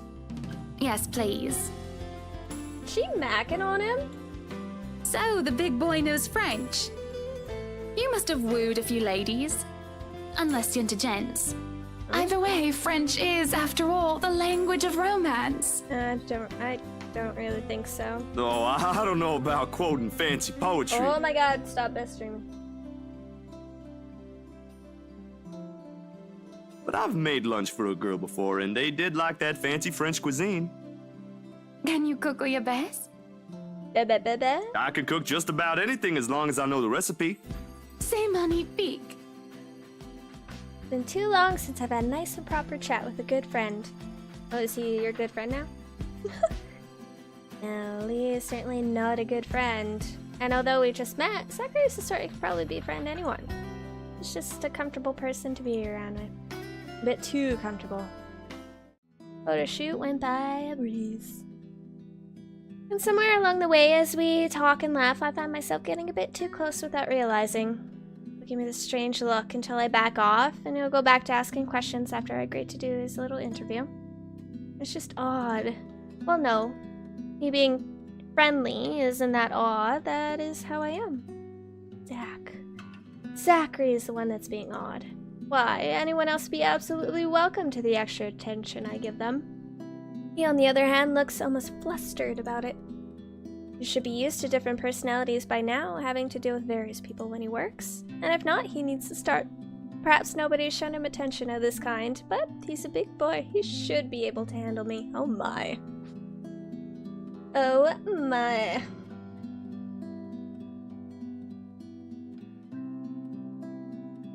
Those birds have been circling the entire time, the entire game. Oh my god, I got used to seeing them. I didn't really think about it. I think money can make you happier, but only because you know how I think. Or, yeah, I also agree with that flavor. I think you may be right there, Maddie. I think she might be wanting him to be a bit more than a friend. Pizza's gonna be amazing. Allow me pepperoni, sausage, spicy sausage, and bacon. So meat, and some more meat. It's gonna be tough to get out later. All it is a friendly touch here, pretty smell there, a gentle swaying of the hips as I move around. Zachary grew and grew more red every time he noticed. Am I being mean as I find enjoyment in seeing him unravel? Yeah, a little. Such a tease. This went on during the interview and beyond that. Nothing wrong with what we're doing, right? Zachary and I are just having a playful, friendly chat while enjoying the outside view. At least that's how I see it. I'm sorry, but I'm really getting distracted. Could you maybe stop doing that? Oh, wow. Wow. I'm not sure if I want to. No, stop it. He asked you stop. I'll stop if it makes you uncomfortable, sweetie. Sorry. No, I should be the one apologizing. Why, you're a shy one, aren't you, big guy? It's not that, but... What? He gestures to the ring on my finger and lets out the fact of the matter hang heavily between us. Being told implicitly that I'm too forward is not a common occurrence. I think I'm more stunned at the fact that he pointed it out rather than, well, being rejected. Not that anything is gonna happen between us in the first place. I was just gonna be some harmless flirting, right? So, you've never had a girlfriend? No. No boyfriend either. You know, just in case you were gonna ask for that one next. And you haven't even had your first kiss? Not a one, ma'am. Aww. Do you want to have your first kiss today? Oh. I really can. I'm gonna apologize lots later. Wow, that was forward. Surely by the catty smile on my face, it's obvious I'm just pulling his leg. The laugh I failed to contain certainly gives it away if it isn't obvious. But still, he lights up embarrassment, stammering and sputtering objections. You're married, and this will be extremely unprofessional. I never said I would kiss you, silly. Oh, Johans! No, what? No! Don't call your butler. She's Hannah. That would be for the better. I don't think his husband would appreciate it if I made him kiss another man. I do not think he can hear us from here either. But it is hard to think you're not taken, Zachary. Why, whoever becomes your girlfriend will be so lucky to have you. You can cook and take wonderful photographs. Wonderful meals and wonderful memories. I could play guitar too. Damn, it's a good package. Oh my, wonderful serenades as well then. Here in America, we eat meat. Yeah, you do like putting all that meat in your mouth. Especially your own meat. Perhaps I can find a young lady who deserves a fine, strapping young gentleman like yourself.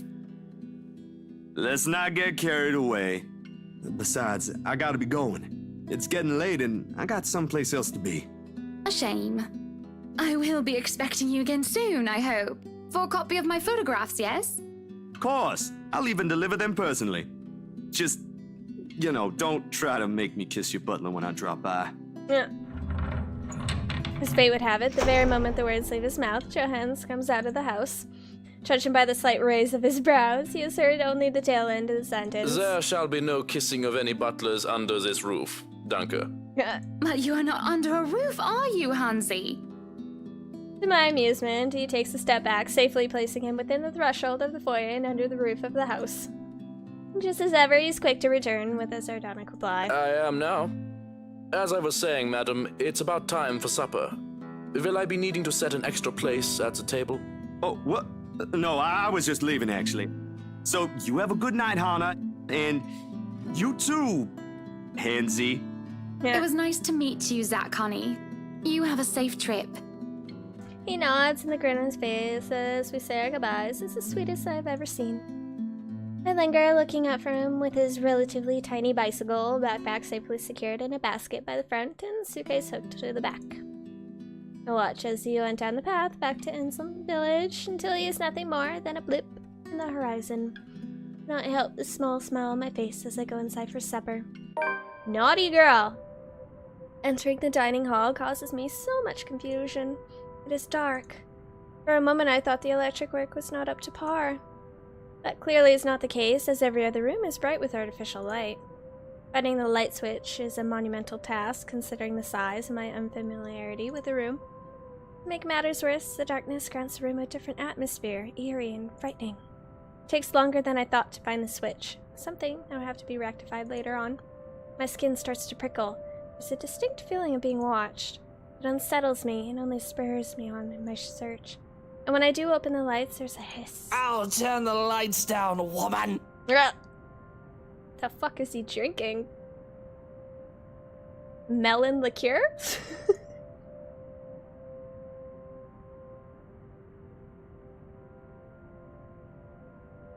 Husband would probably get a date from the ghost lady. Oh, I hope.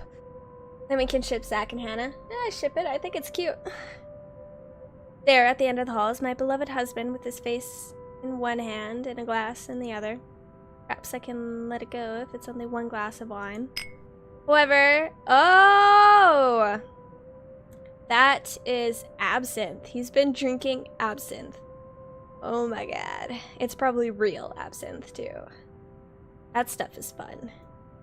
I feel myself go livid after seeing the toxic green liquid gleam mockingly at me. Luke, what? Are you drinking absinthe? You know what the doctor said. Absinthe, Luke. Are you actively trying to kill yourself? Because if you are, we can just hit you with a bloody car. Honeybee, Buttercup, not too loud, please. Besides, it's Lelouch, not too strong. Just hair of the dog that bit me. Helps with the hangover, dearest. You drank? When? This morning, love. Don't be mad. I just needed a few drinks, having to deal with those simpletons. And maybe I had one too much. You don't see me whinging about you leaving me to handle them on my own. I had to attend the photo shoot and interview with Luxury Living. You know that. Let's not make this about me, Luke.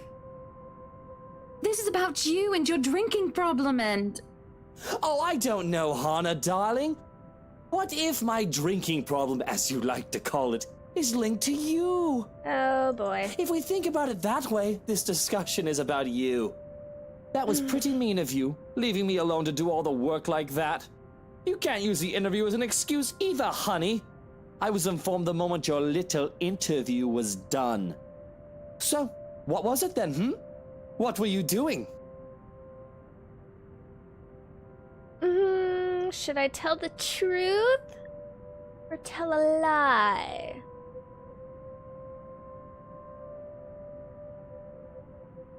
I wonder if he would call us out on it if I said I was tending the gardens. Truth bomb? Think I should do a truth bomb? Laying it down.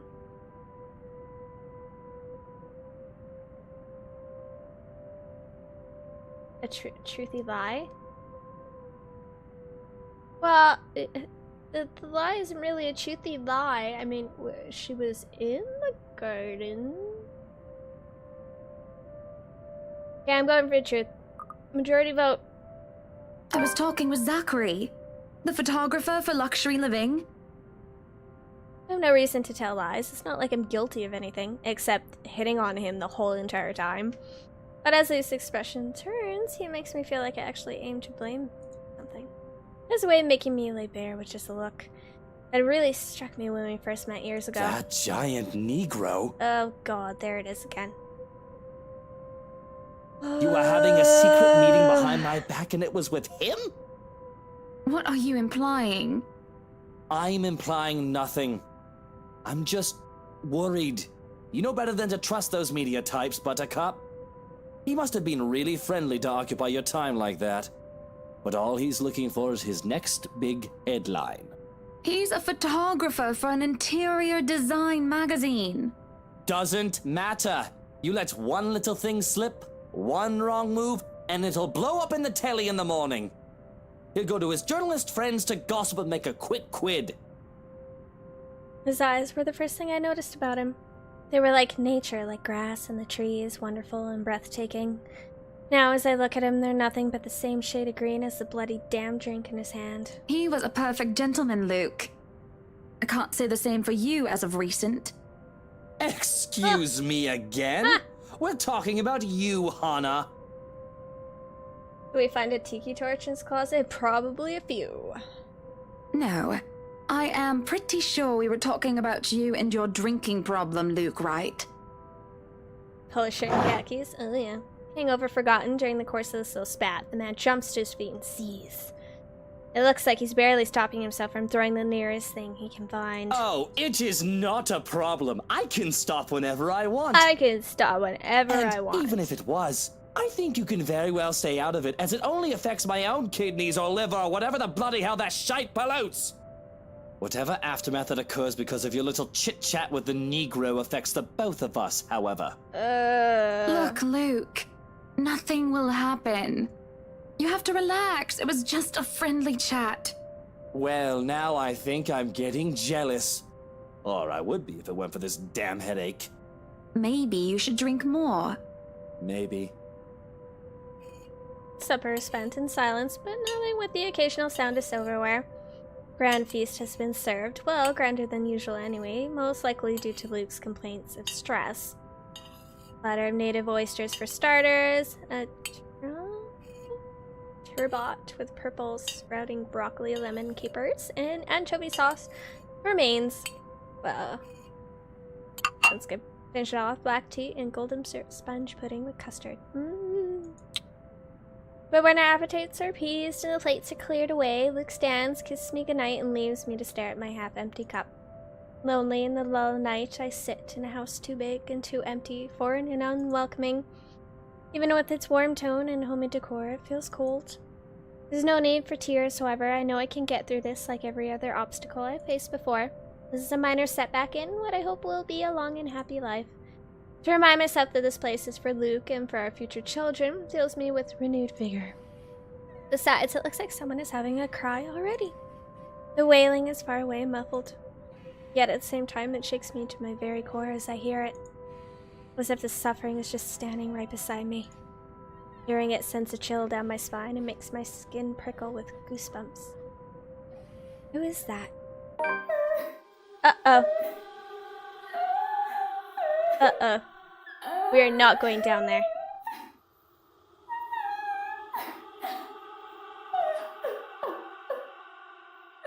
Curiosity sinks in as I follow the sorrowful sound into the kitchen and into the wine cellar hatch. Hello? Is anybody down there? I'm curious and concerned, but there's no way I'm going down into a dark and humid underground. Exactly. I'm not as enthusiastic as Luke, who considers himself quite the connoisseur. However, I also cannot bring myself to go to bed with this racket going on. If it's one of the household help, they will surely need some talking. But after all, this wouldn't be the first time I've gone and found one of the maids sobbing their eyes out over one thing or another. As professional as our staff are, they are still human. More often than not, it was either Johans or I who'd calm them down, who'd help them figure out how to go on about things. Fortunately, I'm not in high spirits right now, so I'm not as wholly benevolent. So I will call them out. I don't want to open it. Well, not 3 times. Waiting for any sort of reply yields me no results, and I've already touched the far too many times than what I like. Take a deep breath before reaching out again to whoever's inside. I've learned from experience that people respond better to kindness than threats. Shouting angrily cannot help in coaxing them out. You in the cellar! Do come out! No, I don't want to open it.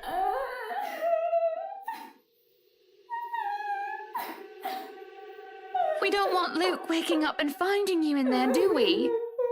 That man would go ballistic thinking someone was trying to steal his precious wine. Still nothing. You can have a good cry. Just not in there, yes? Why don't you come out here and we can have a cuppa and you can tell me all about whatever it is you're bawling about? With how long I'm standing here, however, I'm starting to think myself as a fool. I do not want to acknowledge the other feeling I have, especially as the wailing took an eerie turn. The thought of being played with didn't sit too well with me, and I had to stop myself from getting too hot-headed as I try one more time. Now, you come out of there! That is an order from the lady of the house, do you hear me?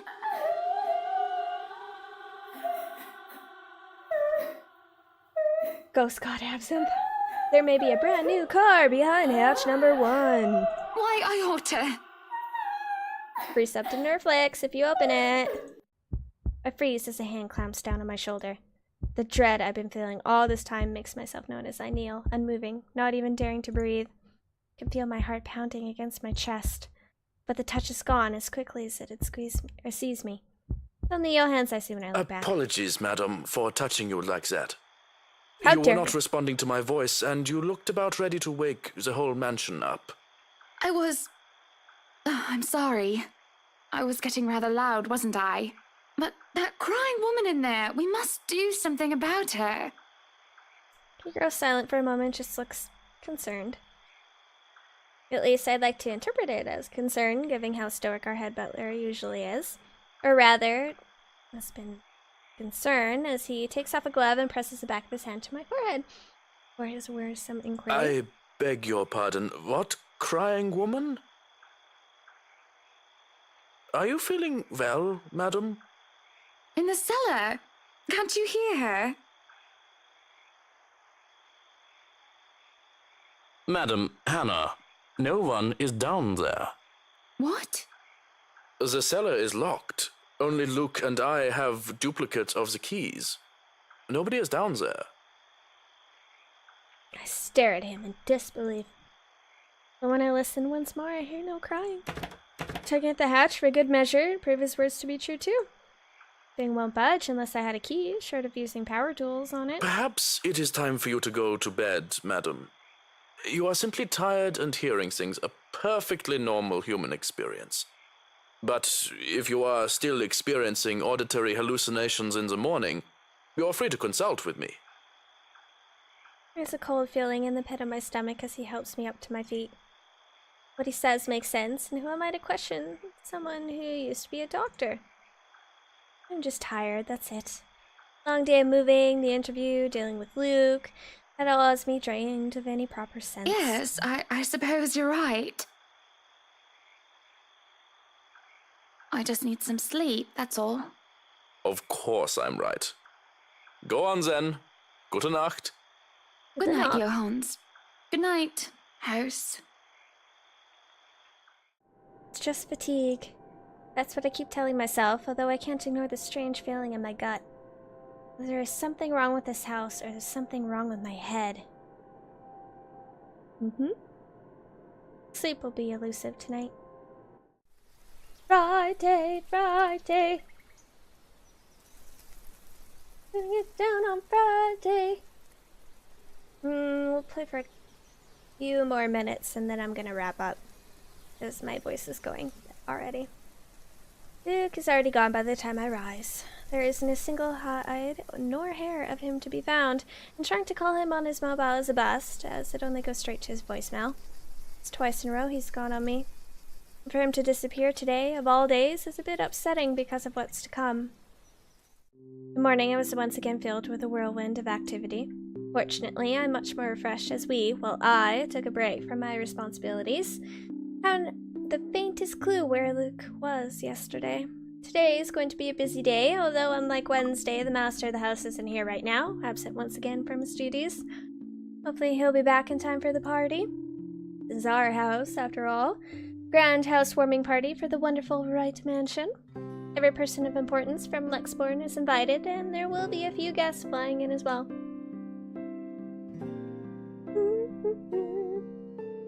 Chug a bottle of honey.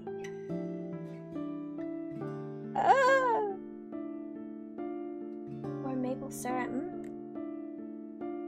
Well, I could do the maple syrup thing, that's for sure. There will also be some people from the media, along with friends and acquaintances, who are made no less important, regardless of their status in society. Marianne and I discuss business and last-minute touches to the house before finalizing everything.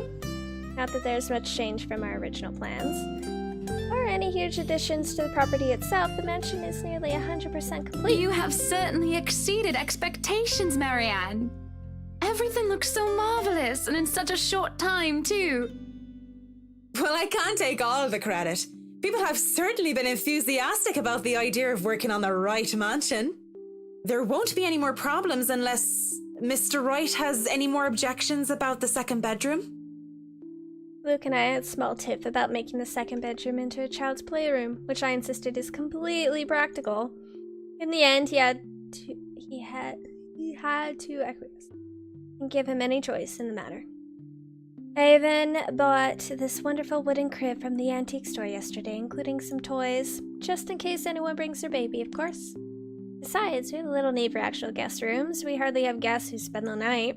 If we absolutely have to, we often choose to foot the bill for their visit on one of the hotels instead. I was at Luke's own insistence. And on the off chance that we actually let someone stay, the bedroom in the opposite wing is still up to the task. Oh, no. We proceed with that room as planned.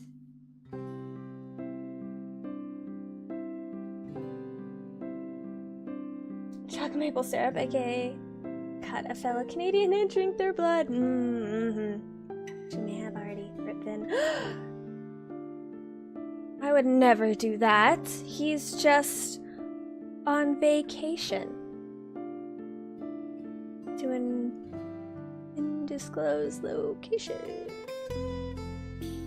It was on her breakfast menu. Yeah.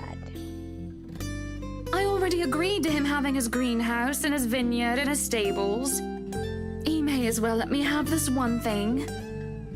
No, I do not agree to him having a helipad. All right, then.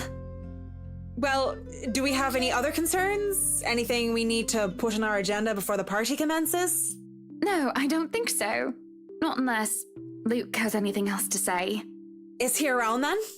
It'd be best if we can note down his request right away, considering the scope of his usual ones. Around? No. Where is he? Who knows where? I don't. No, he's not around. She didn't have to point out the obvious now, did she? After 7 long years, I'd already gotten used to him. I should be by now. Still not, apparently. But don't you have a party? I want nothing more than to complain, to whinge about how on fire this is. However, airing out one's dirty laundry is simply taboo among High society. To do so will make you a ripe target for the next dinner party chit-chat. Vultures, a lot of them, really. Or most of them, at least. They're always good ones, like Rochelle. But put your trust in the wrong person and you'll find yourself eagerly picked apart. Yes. But Luke's just being a sweetie, you see. That friend he's visiting. He's having marital problems and he's just trying to cheer him up. Perhaps I'm being a bit too rash, a bit too hot-headed in divulging details. I thought myself clever with the plan to dress it up as gossip. Marianne's raised brow makes me unsure whether she's interested or not. Although that does make things better if she has no interest, and therefore has no hidden intent to utilize whatever I might say They've to her. been married for a long time, and they've hit a... how do they say it? A rough patch.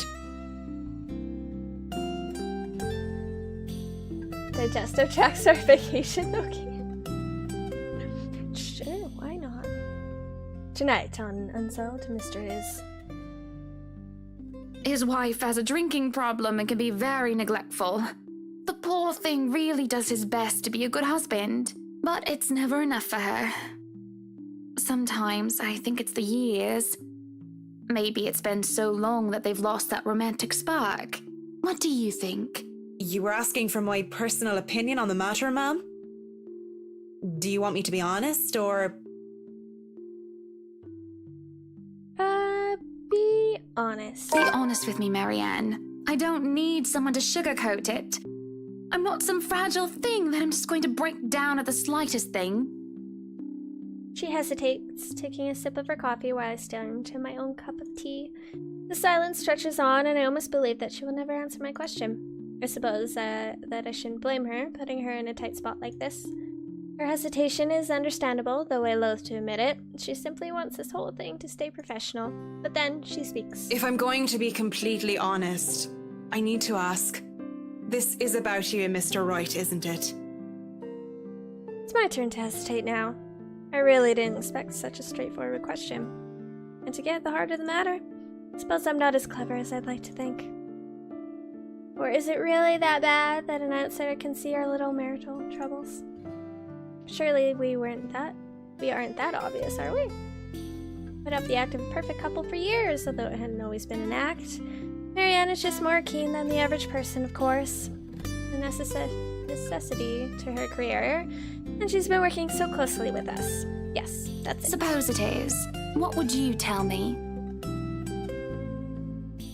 Sounds like she's talking about her in the... Oh, well, she asked for me. Thank you, Marianne.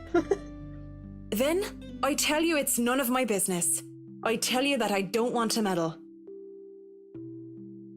But, if the troubled husband with the neglectful wife asked me for my honest opinion, I'd say that he shouldn't base his happiness and his self-worth on someone else.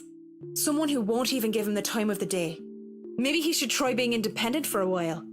See what it's like when he isn't trying to please someone else and doing things for himself. Everyone's supposed to be their own man or woman, right? A bit of breathing room never hurt anyone. That's just my 2 pence worth, of course. So you're saying they should divorce? Nothing as drastic as that. If they're afraid that it might lead to just that, then maybe that is what's meant to happen in the first place. We shouldn't let our fear control our lives. But it's just a short hiatus is all. Or, couples therapy? Look, I'm really not the best person to ask about relationships. So grain of salt and all that.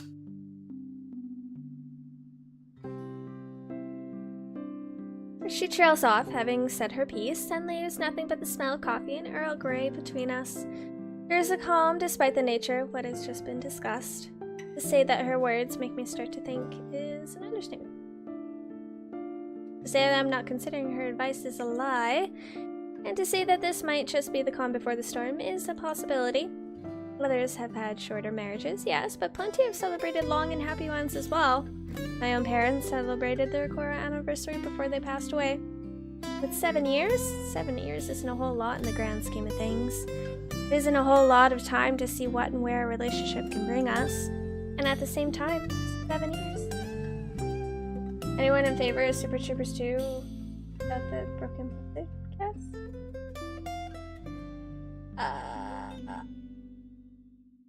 Wait, what? Broken Lizard cast?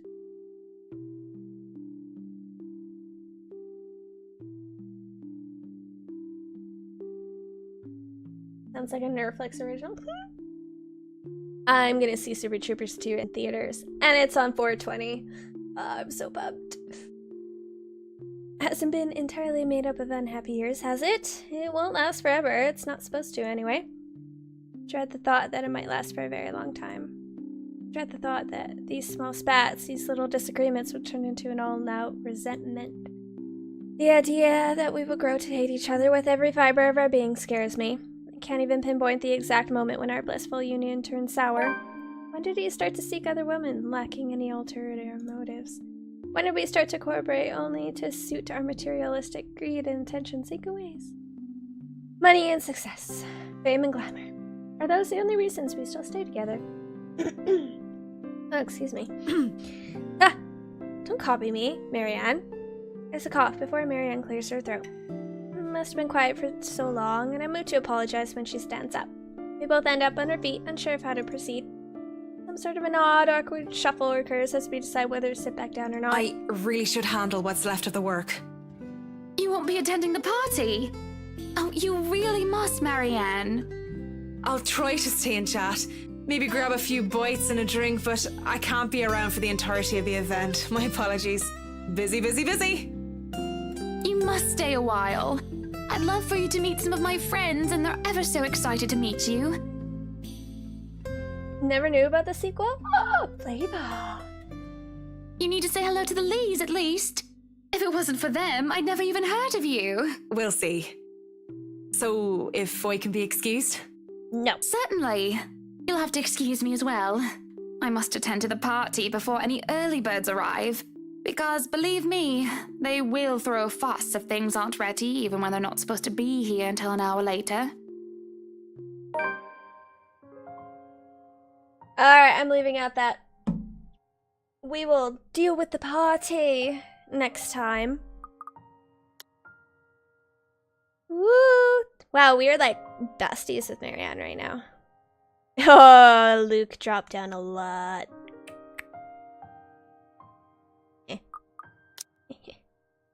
Woo, we're besties with Zach too, with Isabella.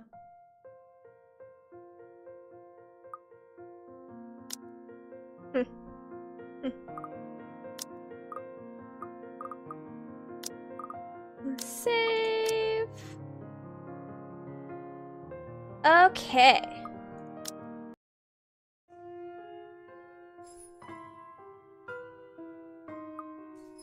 The potty is next. What?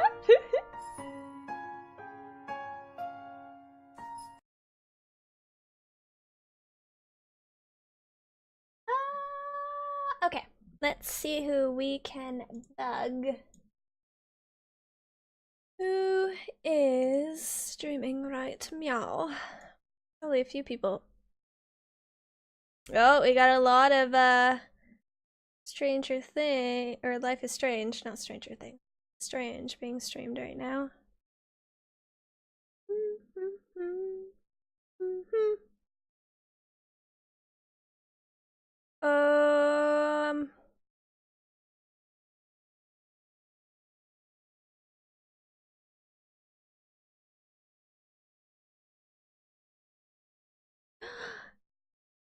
Girl Gamer Gab is still online? What? What? Let's see. I love her. Okay, we are so going over to Girl Gamer Gab. That is happening.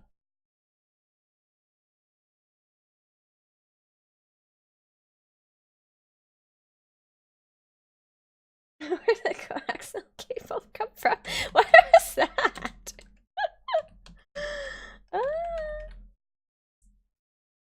Yeah, thanks for hanging out, guys. Another session. We got a couple more spooks, which is good. I'm hoping for more next time. I wish I could stream more, but usually 2 hours is my max with this game. It's a little too much reading. So thanks for hanging out, and we'll see you guys next time. There may or may not be a stream tomorrow night. I'm not sure. I have to get ready for camping.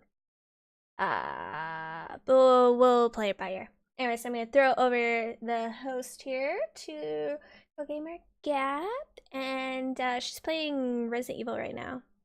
She's big horror. Well, actually, she's a horror Let's Player that I fell in love with a long time ago. So she's part of the reason why I play a lot of scary games. So we'll give her a follow if you're not following her. And yeah, I guess I will see you guys next time. Goodbye.